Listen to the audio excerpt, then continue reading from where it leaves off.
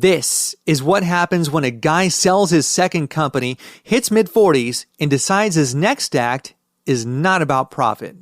It's about purpose with a countdown clock. Podcasthon takes the thing you already do, talking to a mic, and weaponizes it for good during one focused week in March when thousands of guests drop one special episode for the charities that live rent-free in their hearts. You've already got an audience, you've got a story with your podcast, and for Podcasthon 2026, that's more than enough. Jeremy, my man, Podcasthon started in 2023 in France with several hundred podcasts.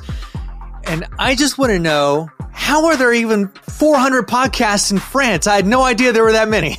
Probably much more than that, but we managed to bring together 300 to start, 400 in the French-speaking world, so including Belgium, Switzerland, French Canada, where I live, for example.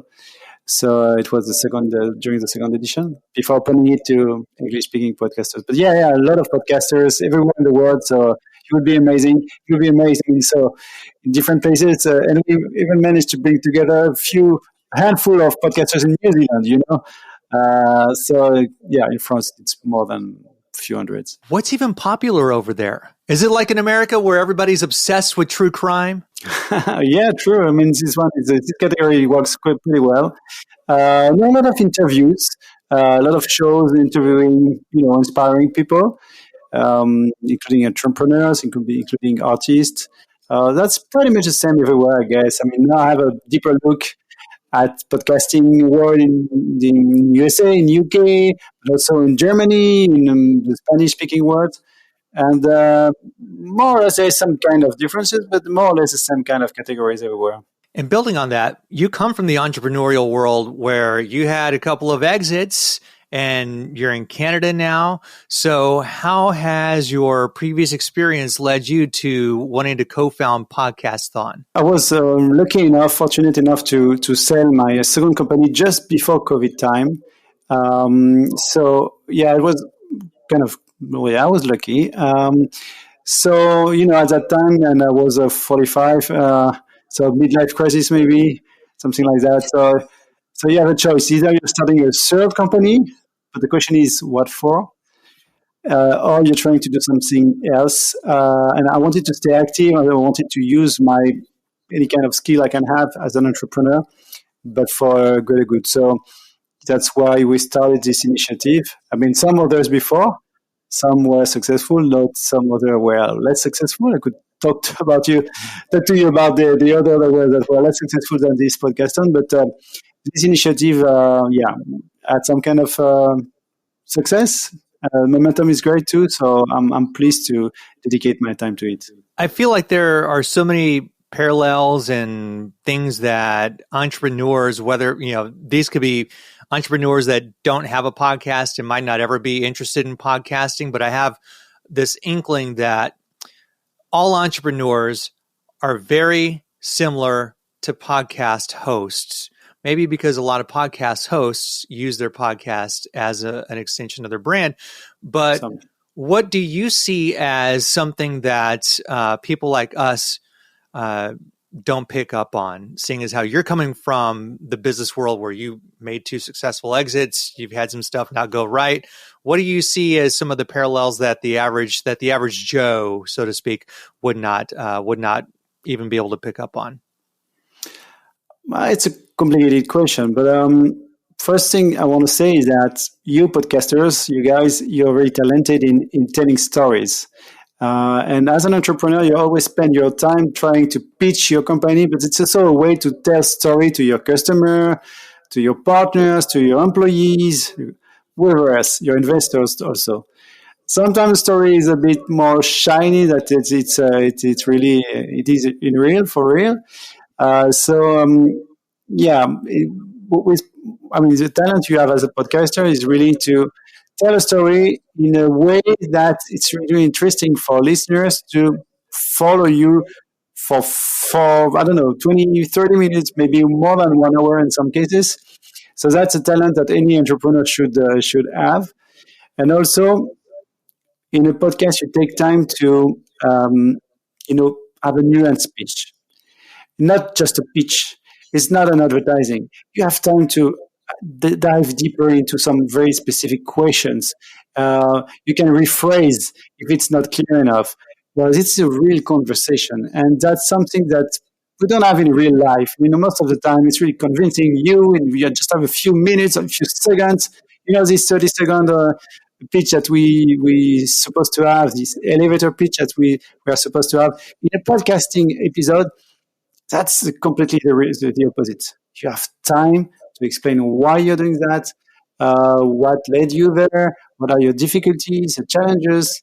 Well, that's a real pleasure for me. That's what I like in podcast episodes. It's take you the time you have to explain all those details. Let's go to Podcasthon itself. The year's 2023. You want to do something different. You like podcasts. What made you want to do this specifically and then keep going? Here we are going on 3 years later. Well, this 2026 edition, so that will be next March, in a couple of months, a bit more than that, 3 months. We will open it, as I said, to Spanish-speaking podcasters, German-speaking podcasters. There is always a wish to enlarge it to new kind of podcasters everywhere in the world. Maybe in the future we'll open it in Portuguese, in Arabic, in maybe other languages. I would be pleased to. So this is always the same concept. Very simple, very basic, but quite powerful. You have a mic, you have an audience, so this gives you a kind of superpower to connect, emotionally speaking, your audience with a charity of your choice. So there's a wide diversity of charities highlighted in Podcasthon because each podcaster is different, but with the same, this common point to be able to talk to your audience about a charity you care about. This charity can be related to your editorial line or could be something that you care about personally. And most of the time, I realize that your audience is also interested in you personally, not just your content in your stories. Each podcaster could do that any time of the year, but the simple fact that they coordinate their efforts, they release their episodes simultaneously in March during this 7-day span, that create an event and that enable us as partner to amplify the visibility of all those episodes by partnering with great partners like Acast, like OSHA, like Apple Podcasts, Spotify, many other. So it makes it an event, make it some kind of buzz, let's go it this way. And so more listeners, more curious people are ready not only to listen to the episodes, that's great, but to the charity which is behind. And that's what motivates us. And we're talking about an entire week of the Podcasthon. And so this is going to get sort of into the procedural, getting kind of into the nooks and crannies of how it's going to be done. If somebody has a podcast and it's, let's say, bi-monthly, so 2 podcast episodes a month, and they want to be a part of Podcasthon 2026, do they need to have a podcast every single day during that week? No, for sure not. Sorry if I was not clear about that, but the main idea is to record an episode, to keep it in the fridge, and release it any day between the 14th and 20th of March. So that's from a Saturday to a Friday. So assuming your habits are on Wednesday, you could release your episode on Wednesday. I guess it would be the 18th of March. And one episode is great. You don't have to do it every day. It's just that we can't force all those 1,500 and maybe more next year podcasters to release the same day, but the same week. It's more easy for them because they can pick up a day. So during those 7 days, each day there will be a few hundreds of episodes released. But you as a podcaster just have to do it once. You can do it twice, but once it's a minimum. I think this is genius. It's an actually genius idea to gather thousands of podcasts that are supporting whatever cause they are supporting. Because let's say out of the 1,500, you had 1,500 in 2025 alone. 25, yeah, right? March, yeah. Right. So 2025 alone, you have 1,500. Let's just say, for argument's sake, you have 200 of them that do more than just one episode for during that particular week. So let's just say they did 2 or 3, right? And it's a couple hundred who do 2 or 3, do the math. It's more than several hundred, right? For SEO purposes, that cause, if they're supporting the same cause, if it's breast cancer awareness or if it's homeless animals in Texas or whatever, that cause gets super highlighted, like thrown up into the news cycle. I'm not an SEO wizard. That's you. You're the tech guy, right? But to me, it seems like it throws it gets even more exposure, more awareness. Sure. For these and that's causes. Exactly the point. That's the point. That's about awareness. It's not about really donation, because we need to be completely transparent about that. It's not because you listen to an episode of podcast that immediately you will take your credit card and give online, I don't know, $100. Most of the time, it takes time to connect emotionally with the charity and the cause supported, to understand who is behind, why they're doing that. Is that serious? Yes, it seems so. And then you have them in mind. That's top of mind. That's a purely awareness. But all those charities, wherever in the world, regardless of the size, could be very local in Nigeria to national federal in USA, right? They all have to increase their notoriety or awareness, because it all needs to enlarge the circle of supporters. Supporters being potential donors, potential volunteers, people eager to subscribe to the newsletter or on social networks. Well, they all need that. That's really a common point. And that's what we're trying to do with this Podcasthon, is indirectly offer them a mic through podcasters to have a chance to explain to new people, the listeners of the podcast, why they're doing that and why they need help. You got some big names that are supporting you, and big names that are already signed on to the 2026 edition of Podcasthon. We got my friend Rena Friedman-Watts with Better Call Daddy. You got Dave Jackson with the School of Podcasting. True. And you got James from Pod News who are back. True. Heavy hitters within the industry that have signed on to do this. And Rena, I know for a fact, did this in 2025. So a lot of support that is being thrown your way. And I love that we connected on LinkedIn, because we're all about podcasting with a purpose. Your mic is the educational arm of Speke Podcasting, and we care deeply about the homeless animal crisis here in the Houston area. It's something that I believe we talked about beforehand. It's something that I'm deeply, deeply, deeply passionate about. And so the fact that we can all bring our favorite causes to light during this 1 week and sort of amplify the messaging and get everything out into the open is incredible. So thank you for this opportunity to do so. I cannot wait to share all of this information with all of my podcast BFFs.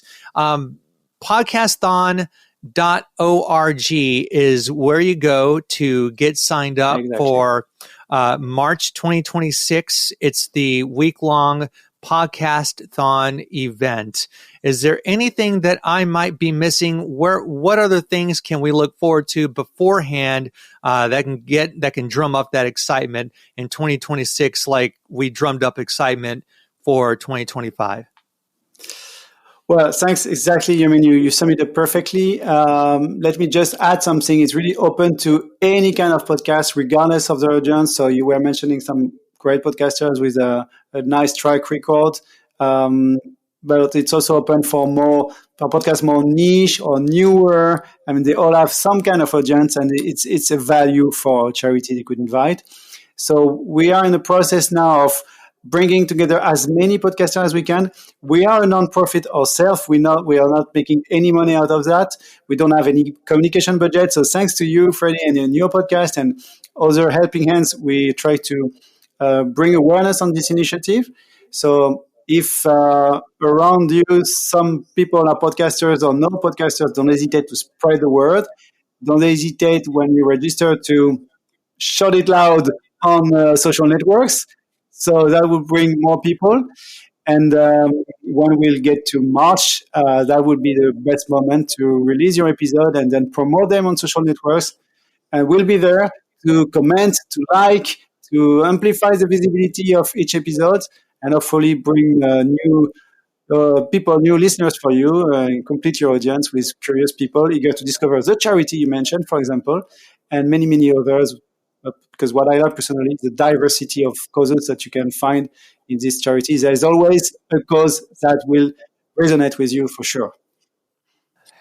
Jeremy, my man, really appreciate you taking the time to come on the podcast to talk about Podcasthon 2026. Again, y'all, please go to podcasthon.org. What you're going to do is you're going to connect with Jeremy and his crew that are making it happen for the coming new year. You're going to get some assets so that you can share on social media, because that's how we bring light to all the causes that we care so deeply about. Again, whether it's homeless animal crisis, homeless people in Africa, whether you want to feed the whales in the Atlantic Ocean, whatever the cause is, Exactly. It's something that we can all get behind and join in solidarity for 1 week in March. Thank you so much for coming by the show. I'm the one thanking you.